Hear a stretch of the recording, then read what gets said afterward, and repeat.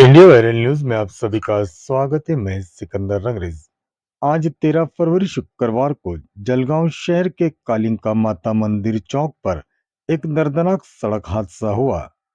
57 वर्षीय बुजुर्ग प्रभाकर पाटिल निवासी पुराना जलगांव की मौके पर मौत हो गई।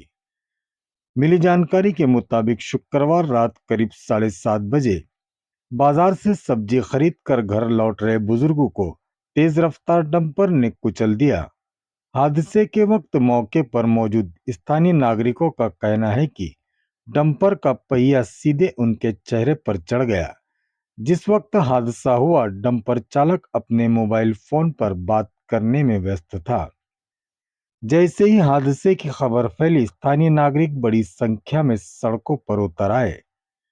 पिछले साल इसी जगह पर डंपर के नीचे दबकर एक बच्चे की मौत हो गई थी। पिछली घटनाओं को ताजा होने के कारण नागरिकों का सब्र टूट गया।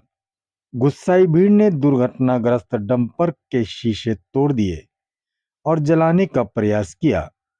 बढ़ते तनाव को देखते हुए डीवाईएसपी नितिन गनापुरे, शनिपेट पुलिस थाने के कर्मचारी व अधिकारी, शहर पुलिस थाने के कर्मचारी व अधिकारी पुलिस बल के साथ मौके पर पहुंचे और स्थिति को संभाला। कालिका माता मंदिर चौक दुर्घटनाग्रस्त इलाका बन गया है।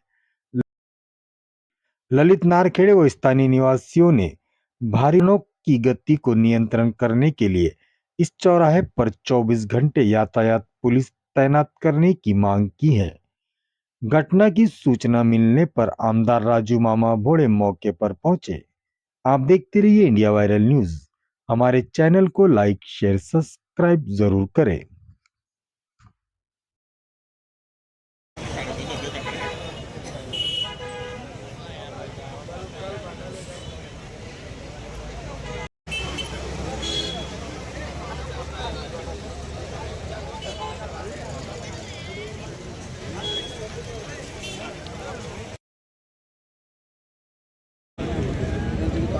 काय सांगणार या ठिकाणी अपघात झाल्याने एका व्यक्तीचा जीव देखील गेलेला पाहिजे। हे इथे वारंवार अपघात होत आहेत। मागच्या वेळेला इथे लहान बाळ एक बराटे म्हणून तो वारला आणि त्यावेळेलाही डंपर होतं। मला वाटतं डंपर हे जे जोरात चालतात आणि कमी वयाचे ड्रायव्हर ते चालवतात आणि त्या धावपळीमध्ये मला वाटतं हे निष्कर्ष आलेलं आहे। कारण बऱ्याच वेळेला जो 70% डंपरचेच ॲक्सिडेंट होताना दिसत आहेत आणि मला वाटतं पोलिसांनी त्यांच्यावरती कारवाई करणं गरजेचं आहे आणि आरटीओ निकाम्या लोकांना त्रास देण्यापेक्षा अशा बेकायदेशीर ज्या गाड्या चालत आहेत त्याच्यावरती मला वाटतं कारवाई करण्याच्या नक्कीच पोलीस प्रशासनाने सूचना देऊ। सिग्नल बंद होते, महापालिकेच्या अधिकाऱ्याशी बोललेलो आहे की आपण सुद्धा रोज संध्याकाळी सिग्नल चेक केले गेले पाहिजे, कुठले सिग्नल बंद असतील। भविष्यात मला वाटतं सिग्नल चालू असते तर कदाचित त्याचा जीव वाचू शकला असता। अशा बऱ्याच त्रुटी राहिल्यामुळे नक्कीच उद्या आयुक्ताची भेट घेऊन त्यांना सुद्धा त्याच्या सूचना दिल्या जातील। मामा इथले सीसीटीव्ही कॅमेराही बंद असल्याचे तक्रार नागरिकांनी केलेली आहे। ते पोलीस प्रशासन आता सांगितलेलं त्यांनी की बुवा आणि जर या बाजूने जिथे स्पीड ब्रेकर टाकण्यासारखं असेल की जिथून येणारे असतील तिथे सुद्धा स्पीड ब्रेकर आपण महापालिकेने मागवलेले आहे। स्पीड ब्रेकर आले का ते लावून देते त्यांचे स्पीड ब्रेकर। एकंदरीत बघायला गेलं तर नागरिक हे रोड टॅक्स करतात, नागरिक आता रस्त्यावर देखील सुरक्षित नाही। विचार कधी करायला गेला तर वाहनांचं मोठ्या प्रमाणे या ठिकाणी होतं आणि महापालिका असो, पोलीस प्रशासन असो, मामा एकंदरित विचार केला तर या ठिकाणी आता लोकांचा जीव देखील सुरक्षित नाही, नागरिकांमध्ये मोठं भीतीचं वातावरण आहे। एकंदरीत यंत्रणा बघायला गेल्या आरटीओ, पोलीस, महापालिका तिघं एकत्र पडीमध्ये पाहायला मिळतात। हेच सांगतोय मी की त्यांनी जबाबदारीने आपल्या जे काही स्पॉट असतात तिथे गाड्यांचं जे काही बिगर नंबरच्या गाड्या असतील, स्पीडने जास्त जोडणाऱ्या गाड्या असतील यांच्यावरती कारवाई केली तर मला वाटतं नक्कीच त्याला कंट्रोल राहील। आणि जे शहरामध्ये स्पीड असतो 40-60चा जो स्पीड असते ते स्पीड मला वाटतं ते त्यांनी ड्रायव्हरांनी बंदी त्यांच्यावरती केली पाहिजे, आरटीओने आणि पोलीस प्रशासन। एकीकडे डंपर मोठ्या प्रमाणात वाढलेले आहे आणि अपघातही होतो। या संदर्भात आपण मुख्यमंत्र्यांना काही पत्रव्यवहार करणार आहात? नाही, मुख्यमंत्र्यांनी इथे कलेक्टर साहेबांना सांगू आपण की बुवा हे जे काही रेती चालू, बेकायदेशीर रेती चालू आहे त्याच्यामुळे जास्त अपघात होण्याची शक्यता आहे। कारण बेकायदेशीर रेती असल्यामुळे हे पळापळ करता आणि त्याच्यामुळे पोलीस मागे लागतील का या भीतीने गाड्या जोरात चालवल्या जातात त्याच्या। आम्हा एवढा मोठा अपघात घडलेला आहे. इथे सगळं लोकप्रतिनिधी असो किंवा पोलीस प्रशासन असो, परंतु आयुक्त आणि RTO विभागाचे कोणतेही अधिकारी इथे आलेले नाही आहे. साहेब, त्यांना RTO असेल का आयुक्त असतील, खरं यांनी जनतेशी बांधिलकी नाही आहे त्यांची. आणि बऱ्याच वेळेला अशा घटनानंतर त्यांनी खरं भेट देणं आवश्यकतेचं आहे. पण मला वाटतं बऱ्याच वेळेला RTO आणि आयुक्त दोन्ही कुठे जनतेमध्ये जाताना दिसत नाही, ग्राउंड लेवलवर काम करताना दिसत नाही. मामा, आपण आत्ताच सांगितलं की वाळू माफियांच्या मागे पोलिस लागतात म्हणून ते जोरात गाडी पळवतात. कुठेतरी प्रशासनचं वाळू माफियांच्या समोर हतबल झालेलं वाटतात का आपल्याला, की त्यांच्यावर कारवाई होत नाही? ते सर्रासपणे गाड्या कारवाई होते, पण ते कारवाई केली म्हणजे कालच तुम्ही पाहिलं असेल की ते वाळू माफियावरती कारवाई केली, त्याच्यातूनच पैसे घेतले गेले. कालच पेपरामध्ये ती न्यूज होती, पाहिलं असेल. मला वाटतं तहसील ऑफिसच्या माणसाने एकी बाजू सकाळी पैसे घ्यायचे, संध्याकाळी कारवाई करायची, सकाळी कारवाई करायची, संध्याकाळी पैसे घ्यायचे, असे करून धंदे तहसील ऑफिसचे आहे. त्याच्यामुळे ते साहजिक त्यांची हिंमत वाढते. त्याच्यात यावर काय उपाय करायला पाहिजे आता? उपाय आहे, मी अधिवेशनामध्ये मांडण्याचा प्रयत्न करणार त्याच्या संदर्भात. थँक्यू. अत्यंत दुर्दैवी घटना इथे घडलेली आहे आणि ही घटना इथे तिसऱ्यांदा घडली आहे. जवळजवळ ह्या एरियातून जवळजवळ आमच्या वार्ड आहे अयोध्यनगर आणि इकडचा 3 नंबर वार्ड, तर जवळजवळ इकडे 30-35 कॉलनी आहे, इकडे 20-25 कॉलनी आहे. याला जोडून हा इथे हायवे येतो. आणि मागच्या वेळेला इथे ज्या वेळेला हायवेचं काम चालू होतं त्यावेळेला इथे अंतर ठेवलेलं नव्हतं मध्ये लोकांना येण्या जाण्यासाठी, आणि इथे हे पण लावलेले नव्हतं आपले सिग्नलही लावलेले नव्हते. तर त्यावेळेला आम्ही इथे आंदोलन केलं होतं, प्रशासनाला धारेवर धरलं होतं. मी स्वतः कलेक्टर साहेबांशी इथे या विषयावर बोललो होतो, कारण जाणारा येणारा उलटा जात येत होता. परंतु आम्ही या दोघांनी आंदोलन केलं, त्यावेळेला ही जागा इथे मोकळी करण्यात आली आणि इथे राजू मामा भोळे यांच्या निधीमधून माध्यमातून इथे सिग्नल बसवण्यात आले.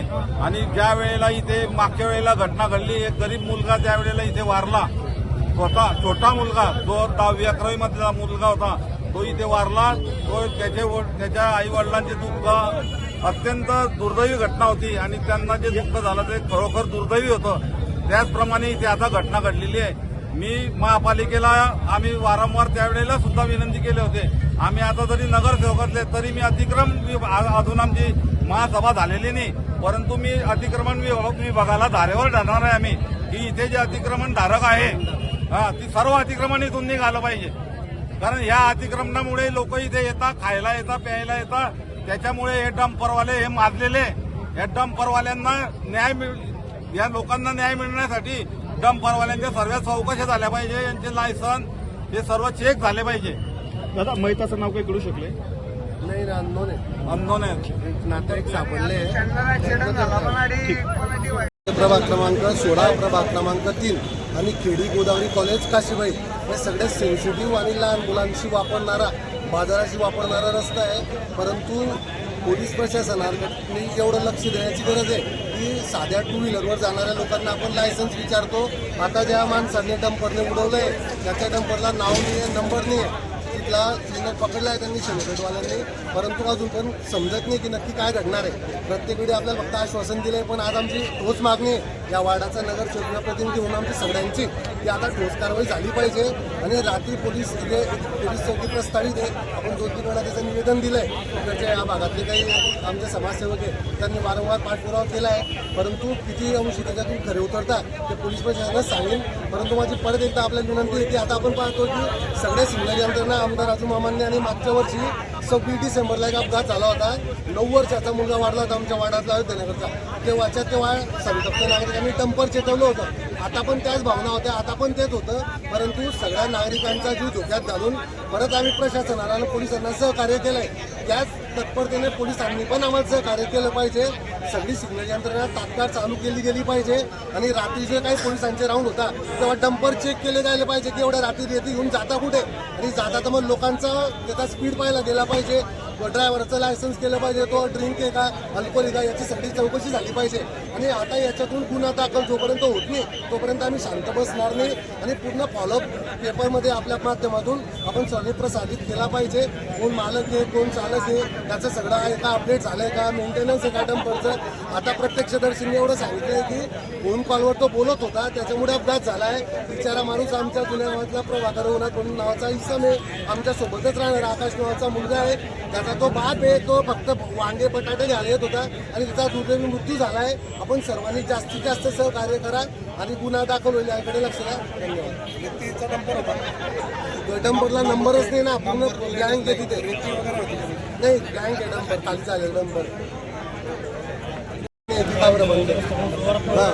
आता या सगळ्या भागातून आमचं अयोध्यानगर जुने जळगाव एकत्र वाहतूक चालू आहे. समोर ॲक्टिव्ह कॉलनी इकडचे लोक चिवमुठीत घेऊन पडतात. आम्ही ब्रेकर टाका होता मागच्या वेळी पण नाही चक्कर निवडून दिला ब्रेकर. त्यांचा नियम असा आहे की खड्डा असला काय आणि ब्रेकर असला काय, पण ब्रेकर जर असला तर ॲटलिस्ट ट्रेलर असेल मागचे तर थांबतील तर घरी की नाही. तुम्ही उलट आपल्या माध्यमातून प्रसारित करा की ब्रेकर का बरं काढण्यात आले आणि सिग्नल यंत्रणा का बरं बंद आहे. ॲटलिस्ट सिग्नल जर चालू राहिला ना तर थांबले तरी असतील ना लोक. डॉक्टर विरण खडके, नगरसेवक, प्रभाग क्रमांक 16.